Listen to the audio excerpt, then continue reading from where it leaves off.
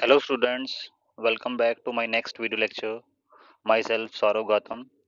In this video lecture, we are going to discuss some miscellaneous competitional topics which are important for competition exams, competitional exams.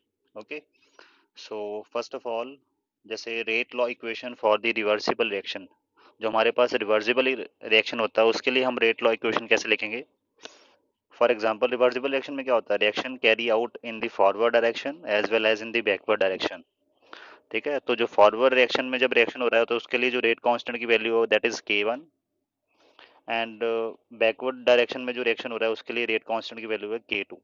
Okay, तो rate of reaction अगर आपने इसकी term में लिखना है that will be 1/2 rate of change of concentration of HI hydrogen iodide with time. Okay, clear.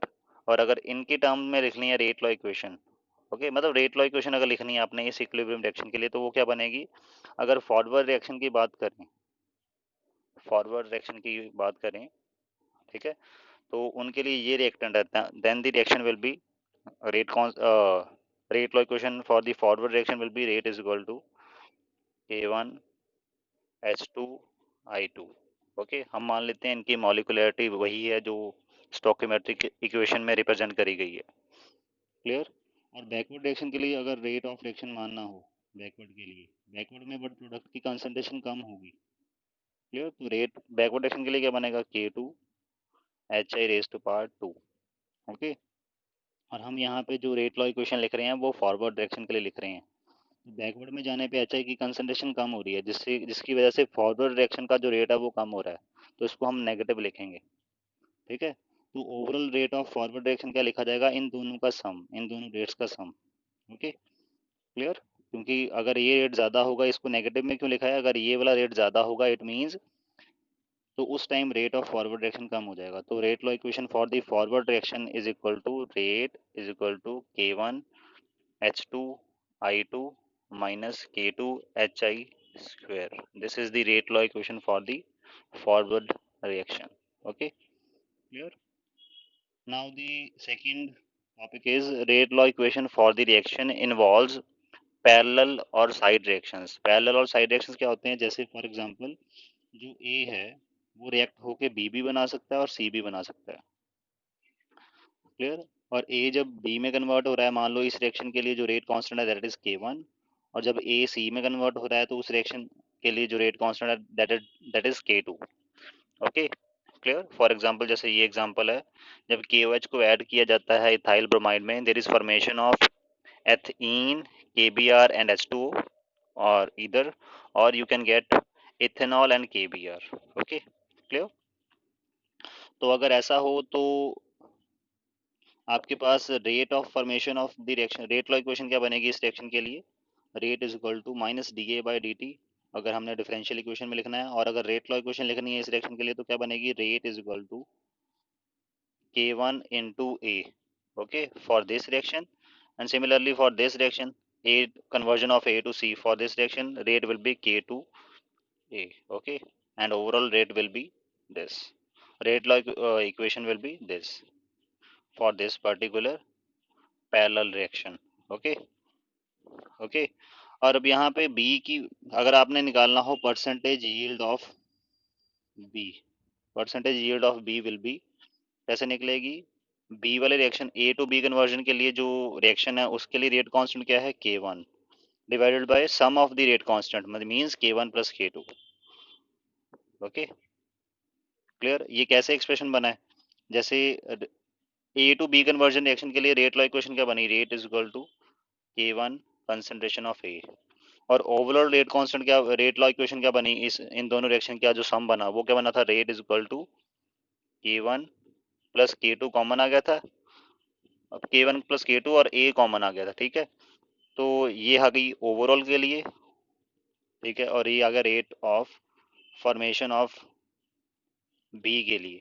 Okay, तो percentage yield of B कैसे बनेगी, rate of formation of B divided by overall, overall rate, तो क्या बन जाएगा K1 A divided by K1 plus K2, concentration of A common है ये cut गया, तो यहाँ से ये एक्सप्रेशन बना है परसेंटेज यील्ड ऑफ बी के लिए। सिमिलरली परसेंटेज यील्ड ऑफ सी कैसे आएगी, that will be K2 by K1 plus K2। Similarly जैसे इसके लिए ड्राइव हुआ एक्सप्रेशन, वही ऐसे ही आपके लिए C के लिए ड्राइव हुआ एक्सप्रेशन।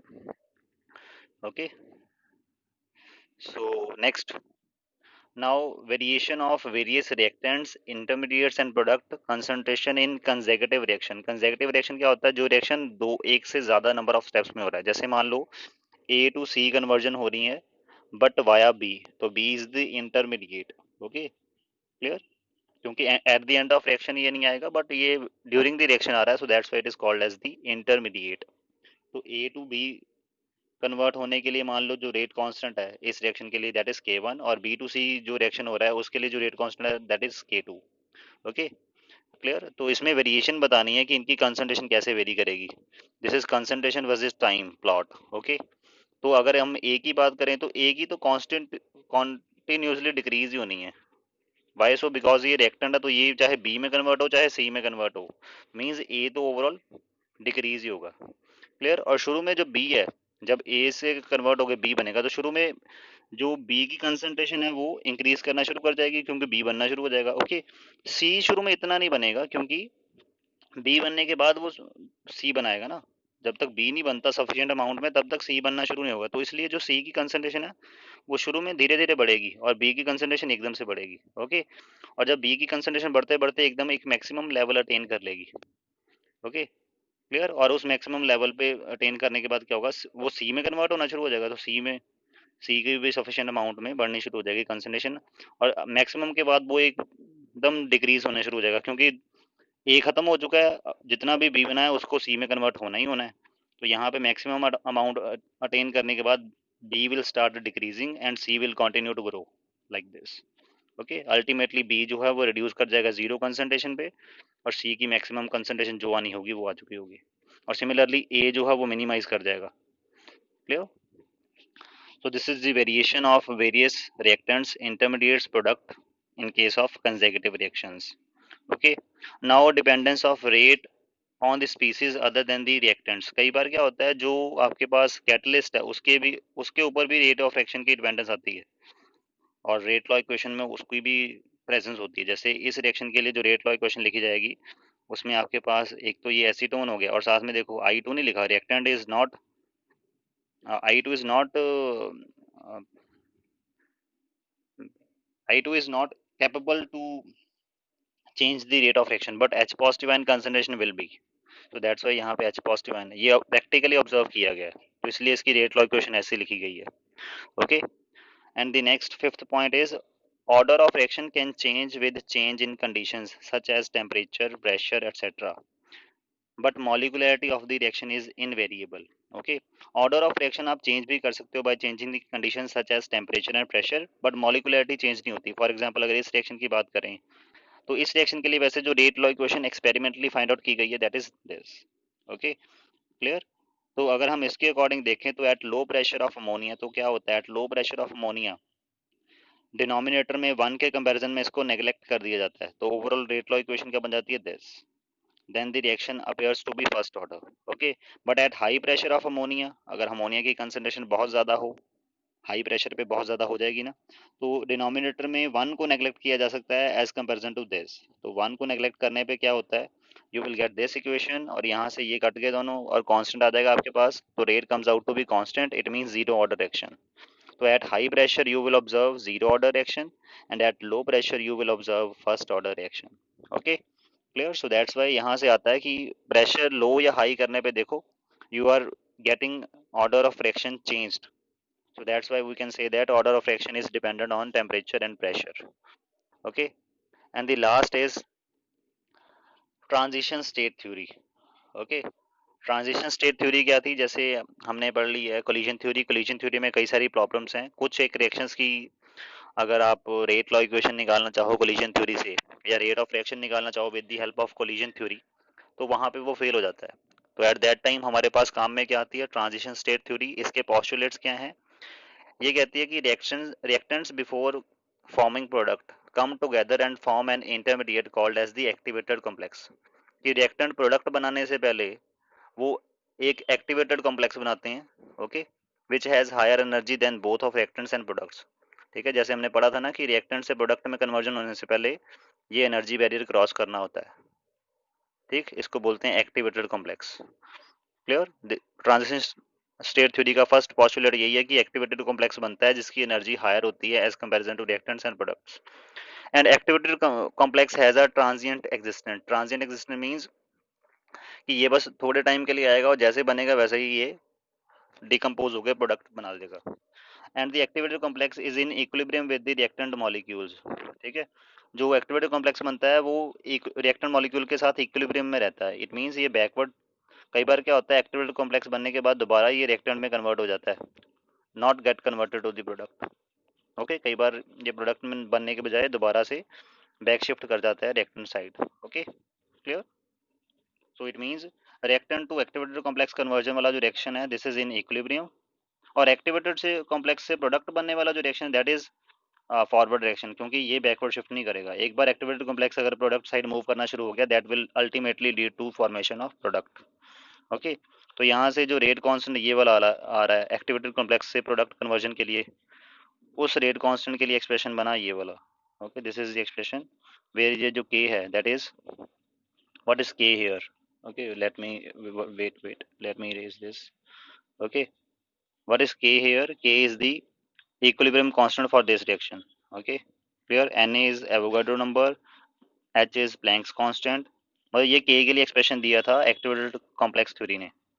ओके, कि how we find rate constant by using activated complex theory। तो H is the Planck's constant in here। okay, तो as we know that जो equilibrium constant है for a reaction और gives free energy उसके बीच में relation क्या होता है, this is the relation।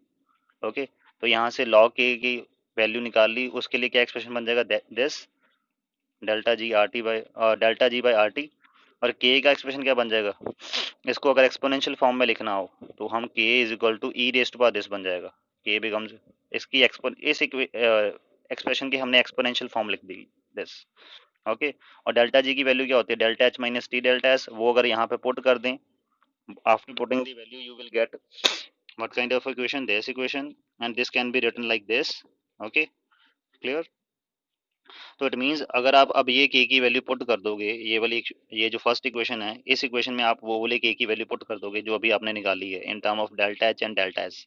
Delta H क्या होता है, enthalpy change of the reaction, delta S क्या होता है, entropy change of the reaction.